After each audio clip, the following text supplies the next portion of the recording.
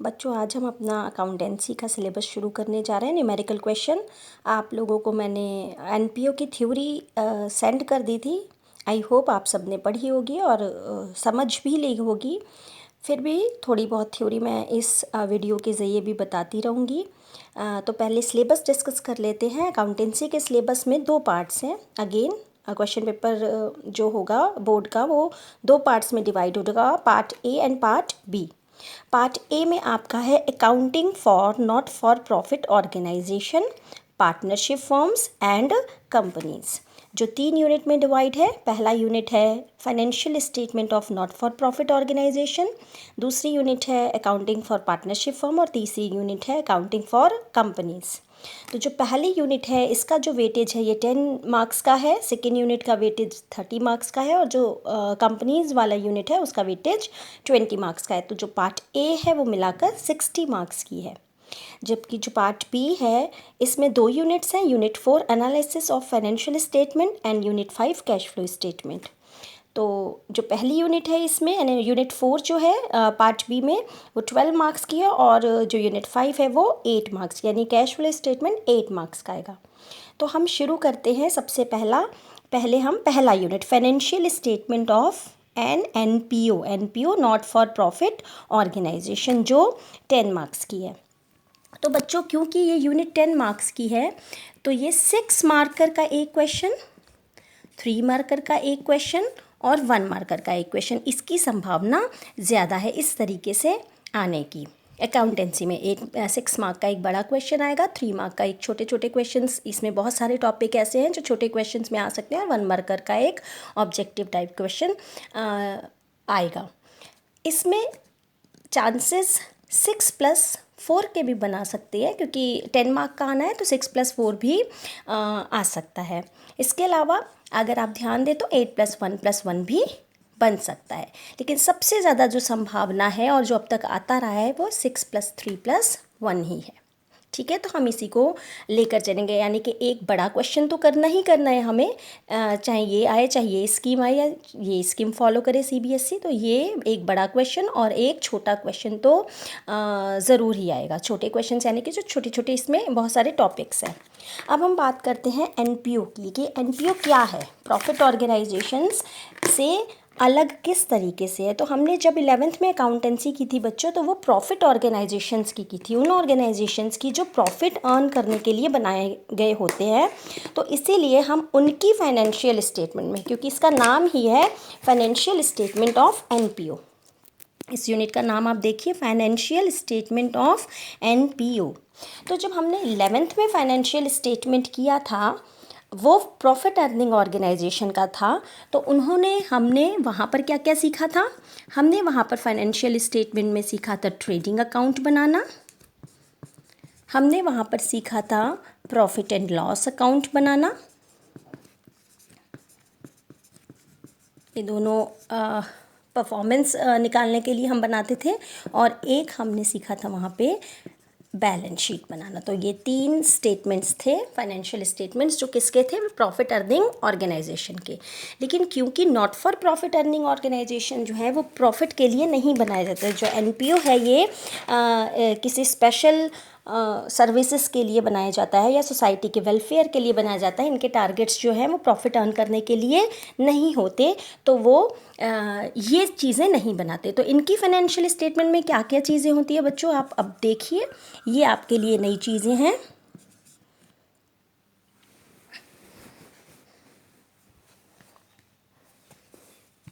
एक बनाते हैं ये लोग,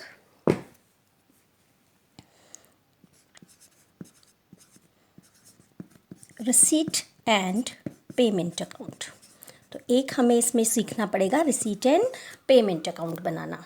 ठीक है बच्चों, दूसरा जो अकाउंट है वो है income and expenditure account, income and expenditure account.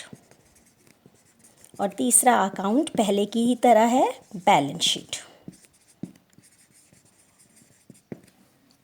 ठीक है, तो एनपीओ में हम ये 3 अकाउंट्स बनाते हैं। रिसीट्स एंड पेमेंट अकाउंट आपको सीखना पड़ेगा, इनकम एंड एक्सपेंडिचर सीखना पड़ेगा और बैलेंस शीट बनाना सीखना पड़ेगा। तो जनरली जो बड़े क्वेश्चंस में 6 मार्कर में या 8 मार्कर में आएगा वो हो सकता है रिसीट्स एंड पेमेंट बनाना भी आ सकता है, जैसे कि लास्ट ईयर आया था, या इनकम एंड एक्सपेंडिचर बनाना आ सकता है। तो कुछ पर्टिकुलर्स दिए होंगे जिनको देखकर आपको रिसीट एंड पेमेंट बनाना पड़ेगा। तो सबसे पहले हम यही करेंगे, रिसीट एंड पेमेंट सिखा रही हूँ मैं आपको कैसे बनाते हैं, क्योंकि ये वैसे भी आपको ऑलरेडी आता भी है। क्यों आता है आपको? क्योंकि जो रिसीट एंड पेमेंट है ये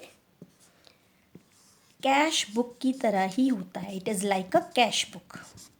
जैसे कैश बुक में हम कैश का इनफ्लोज एंड आउटफ्लोज रिकॉर्ड करते थे, कैश बुक में हम डेबिट साइड क्या रिकॉर्ड करते थे?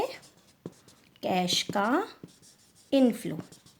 और क्रेडिट साइड हम क्या रिकॉर्ड करते थे? कैश का आउटफ्लो। ओके, इनफ्लो का मतलब जब पैसा ऑर्गेनाइजेशन के अंदर आता है, और आउटफ्लो मतलब जब पैसा जो है, कैश जो है या बैंक बैलेंस कम हो रहा हो, कैश जो है वो ऑर्गेनाइजेशन के बाहर जा रहा हो। यानी जब हम पेमेंट कर रहे हो तो क्रेडिट साइड, और हमें किसी चीज़ की प्राप्ति हो रही है तो रिसीट हो रहा है तो डेबिट साइड। तो ये भी कैश, जो रिसीट और पेमेंट अकाउंट है, this is like cash book. Okay, तो ये याद रखिएगा। यानी कि हम जब भी रिसीट एंड पेमेंट बनाएंगे, रिसीट एंड पेमेंट अकाउंट बनाएंगे, तो हम बिल्कुल कैश बुक को ही ध्यान में रखेंगे। यानी इसके भी डेबिट साइड में हम क्या लिखेंगे? रिसीट्स, सारी की सारी रिसीट्स, और क्रेडिट साइड में हम क्या लिखेंगे? सारी की सारी पेमेंट्स। ओके बच्चों, अब आपको याद होगा कैश बुक में जो शुरुआत में है, सबसे पहले हम क्या लिखते थे? Opening balance. तो रिसीट एंड पेमेंट में भी हम ओपनिंग बैलेंस से ही शुरू करते हैं, कैश के बैलेंस से या बैंक के बैलेंस से। ओके, और जैसे कैश बुक का जो लास्ट में आंसर आता था वो क्लोजिंग बैलेंस आता था, तो रिसीट एंड पेमेंट में भी लास्ट में क्या आएगा? Closing balance. यानी जो लास्ट में लिखा होता है रिसीट एंड पेमेंट में, वो क्या होता है? क्लोजिंग बैलेंस ऑफ कैश या क्लोजिंग बैलेंस ऑफ बैंक। और बीच में जो होता है वो क्या है? रिसीट्स। अब रिसीट्स बच्चों हमने 11th में पढ़ा था, 2 तरीके की होती हैं, रेवेन्यू रिसीट्स और कैपिटल रिसीट्स। रेवेन्यू मतलब आपको पता है, कैपिटल रिसीट्स, रेवेन्यू रिसीट्स, तो इसमें आपको ज़्यादा प्रॉब्लम होगी नहीं। और इसी तरीके से पेमेंट्स में भी 2 तरीके की पेमेंट होती है, ये भी हम पढ़ चुके हैं, revenue payments and capital payments. तो चाहे किसी भी तरीके की पेमेंट हो, सारी पेमेंट्स कैश बुक के या रिसीट एंड पेमेंट के पेमेंट साइड लिखी जाती हैं, और सारी रिसीट्स एंड पेमेंट के डेबिट साइड लिखी जाती हैं, चाहे वो रेवेन्यू रिसीट हो चाहे वो कैपिटल रिसीट हो। तो हमें रिसीट एंड पेमेंट बनाने में ज़्यादा दिमाग नहीं लगाना, बहुत ज़्यादा सोचने की ज़रूरत नहीं है। अगर पैसा आ रहा है तो डेबिट साइड लिखो, पैसा जा रहा है तो क्रेडिट साइड लिखो, एक्सपेंसेस हैं तो क्रेडिट साइड लिखो, और इनकम है तो डेबिट साइड लिखो, इस तरीके से। ठीक है, लेकिन आपको इसमें रियल सिचुएशन देखना है। रियल यानी कि जो रियल में पैसा आ रहा है, कितना पैसा रियल में आ रहा है, यानी इसमें हमें आउटस्टैंडिंग, प्रीपेड, ये सब कुछ डिडक्ट या इसको एडजस्ट करने की ज़रूरत नहीं है। अगर सैलरी का हम 550,000 रुपीज़ पे कर रहे हैं, लिखा हुआ है सैलरी पेड ₹50,000, तो हम ये नहीं देखेंगे उसमें प्रीवियस ईयर का पे कर रहे हैं या हम फ्यूचर का पे कर रहे हैं या हम करंट सेशन का पे कर रहे हैं। अगर पेमेंट है, रियल में कैश आउटफ्लो हो रहा है, तो वो क्रेडिट साइड लिखा जाएगा, और रियल में कैश इनफ्लो हो रहा है तो वो डेबिट साइड लिखा जाएगा। यानी कि रिसीट एंड पेमेंट में real cash receipts debit side और real cash payments payment side लिखे जाते हैं। ठीक है बच्चों, अब हम रिसीट एंड पेमेंट का एक क्वेश्चन देखते हैं, न्यूमेरिकल क्वेश्चन, ताकि आपको वो समझ में आ जाए कि कैसे बनाना है, और एक क्वेश्चन मैं आपको होमवर्क के लिए दे दूँगी। ठीक है, तो रिसीट एंड पेमेंट हम फटाफट से देख लेते हैं, ताकि हमारा एक टॉपिक जो है वो क्लियर हो जाए। तो बच्चों रिसीट एंड पेमेंट देखिए कैसे बनाना है। ये एक क्वेश्चन है, from the following particulars taken from the cash book of a health club, prepare a receipt and payment account to find out bank balance. Bank balance find out करने के लिए हमें रिसीट्स एंड पेमेंट्स बनानी है। तो opening balance तो आपको यहाँ दिया हुआ है। तो बच्चों मैंने आपको बताया भी था, ओपनिंग बैलेंस कहाँ बनाते हैं, लिखते हैं हम डेबिट साइड में। ठीक है, अगर आपको कैश बुक भी याद हो तो कैश बुक में भी हम ओपनिंग बैलेंस कहाँ लिखते थे, डेबिट साइड में। ठीक है, तो ओपनिंग बैलेंस ऑफ कैश या बैंक डेबिट साइड में लिखेंगे। और जो चीज़ निकालनी है, जो चीज़ फाइंड आउट करनी है, क्या फाइंड आउट करना है, बैंक बैलेंस। तो जो बैंक बैलेंस है वो closing bank balance find out करना है। तो वो जब हम सारी चीज़ें लिख देंगे तो जो बैलेंस आएगा वो बैलेंसिंग फिगर हमारा आंसर आ जाएगा। ठीक है बच्चों, तो एक बार दोबारा से क्वेश्चन पे नज़र मार लेते हैं हम, क्वेश्चन क्या था हमारा। अब हम एक एक करके देखते जाते हैं। सोल्यूशन मैं कर नहीं रही हूँ क्योंकि ये एक इजी टॉपिक है, इसलिए मैं बोर्ड पे नहीं कर रही हूँ, मैं आपको सोल्यूशन दिखा दे रही हूँ। आई होप कि आपको समझ में आ जाएगा। तो ये जो opening balance of cash and, पहले सबसे पहले आप रिसीट एंड पेमेंट का फॉर्मेट देख लीजिए बेटा। Receipt and payment account for the year ended. Receipt side ये रहा, अमाउंट का कॉलम, देन पेमेंट साइड और फिर अमाउंट का कॉलम। ओके बच्चों, उसके बाद अब देखिए ये जो ओपनिंग बैलेंस है, cash in hand, cash at bank, ये कहाँ जाएगा ओपनिंग बैलेंस, आपको पता है डेबिट साइड। तो balance brought down cash in hand, cash at bank 5000, 25,000, ये यहाँ से आ गया क्वेश्चन में से, ये क्वेश्चन में से है, ये सोल्यूशन है। ओके, अब देखिए आपको सब्सक्रिप्शन रिसीव्ड, क्योंकि ये रिसीव हो रहा है तो रिसीट एंड पेमेंट में जाएगा। डोनेशन रिसीव हो रहा है, रिसीट एंड पेमेंट में जाएगा। इन्वेस्टमेंट परचेज करने से पेमेंट्स होती हैं, हमारे पैसे जाते हैं, तो इन्वेस्टमेंट जो है वो इस साइड गया, पेमेंट साइड। ठीक है बच्चों, इसी तरह रेंट पेड जो है पेमेंट साइड जाएगा। जर्नल एक्सपेंसेस पेमेंट साइड जाएंगे। Postage and stationery payment side जाएगा। कुरियर चार्जेस पेमेंट साइड जाएगा। सन्ड्री एक्सपेंसेस पेमेंट साइड जाएगा। और लास्ट में दिया हुआ है क्लोजिंग कैश इन हैंड, और क्लोजिंग जो है वो आपको पता है पेमेंट साइड ही हम क्लोजिंग बैलेंस लिखते हैं। तो कैश का जो बैलेंस है हमने यहाँ पर लिख दिया 12,000। ठीक है, तो मुझे नहीं लगता इसमें कोई भी परेशानी है। जितनी रिसीट्स हैं रिसीट साइड, और जितनी भी पेमेंट्स हैं पेमेंट साइड आ गया। आपको हो सकता है एक आध वर्ड्स ना समझ में आए, जैसे कि सब्सक्रिप्शन। तो जैसे जैसे हम इस चैप्टर को आगे करेंगे ये वर्ड्स जो है वो आपको समझाते चलेंगे, तो ये आपको समझ में आ जाएगा। लेकिन यहाँ पे लिखा है सब्सक्रिप्शन रिसीव्ड, पैसा मिल रहा है।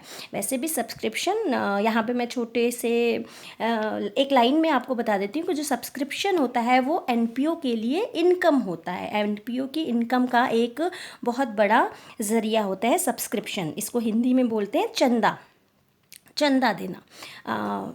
या जो मेंबर होते हैं, जैसे फरीदाबाद में भी जिम खाना क्लब है, लॉयंस क्लब है आपके बीकानेर बीके चौक पे, तो उसकी मेंबरशिप के लिए जो फ़ी दी जाती है, सब्सक्रिप्शन चंदा, मेंबरशिप फ़ी जो दी जाती है वो सब्सक्रिप्शन, यानी जितने भी लोग उस एनपीओ के मेंबर बनते हैं वो एनपीओ को मेंबरशिप फ़ी देते हैं, जिसे क्या कहते हैं, सब्सक्रिप्शन। ओके बच्चों, डोनेशन को हिंदी में चंदा बोलते हैं, इसको अंशदान बोलते हैं। अपने अंश का, अपने शेयर के लिए जो दिया जाता है मेंबरशिप फ़ी। ठीक है बच्चों, तो ये सब्सक्रिप्शन एनपीओ का जो है वो एक बहुत बड़ा इनकम का सोर्स है। This is an income source for an NPO. समझ में आ गया बच्चों, तो इसलिए यहाँ पे है। अब हम क्या करेंगे, हम डेबिट साइड का टोटल करेंगे, 2,30,000 आ रहा है, आप देख सकते हैं। हम क्रेडिट साइड का टोटल करेंगे और डेबिट में से क्रेडिट साइड के टोटल को क्या कर देंगे, माइनस करके हम बैलेंस निकाल लेंगे। आपने 11th में बैलेंसिंग ऑफ अकाउंट्स अच्छे से समझा है, तो मैं दिखा नहीं रही हूँ प्लस माइनस करके। ठीक है, तो ये बैलेंसिंग फिगर आ गया 91,000, और ये क्या आ गया, कैश एट बैंक। ठीक है बच्चों, ये बैलेंस यहाँ पे भी आ सकता है। अगर इस साइड क्रेडिट साइड का टोटल ज़्यादा होता, डेबिट साइड का टोटल कम होता, तो ऑब्वियसली बैलेंसिंग फिगर हम कहाँ लिखते हैं, जिस कॉलम का टोटल कम होता है बैलेंसिंग फिगर वहीं लिखा जाता है।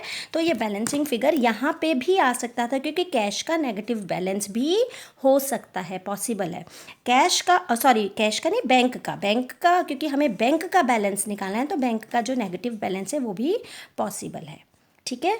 लेकिन कैश का बैलेंस कभी भी नेगेटिव नहीं होता। अगर कैश पूछा जाएगा, कैश का क्लोजिंग बैलेंस निकालो, तो वो हमेशा यहीं पे आंसर आएगा इसका। लेकिन कैश का बैलेंस, बैंक का बैलेंस इधर भी आ सकता है और इधर भी आ सकता है। तो ये आपको बात पता है मुझे मेरे ख्याल से। तो आपको रिसीट्स एंड पेमेंट अकाउंट बनाना आ गया है। अब मैं आपको एक क्वेश्चन भेजूंगी होमवर्क के लिए, जिससे आप रिसीट एंड पेमेंट अकाउंट बना लेंगे। ठीक है बच्चों, उसका आंसर भी मैं कुछ समय के बाद भेज दूँगी। तो प्लीज़ ये होमवर्क ज़रूर करिएगा। ऊपर NPO लिख कर, आई होप आप लोगों ने थ्योरी लिख ली होगी। थ्योरी मैं साथ के साथ समझाती रहूँगी जैसे जैसे हम आगे बढ़ेंगे। तो ये क्वेश्चन आज आप ज़रूर करेंगे।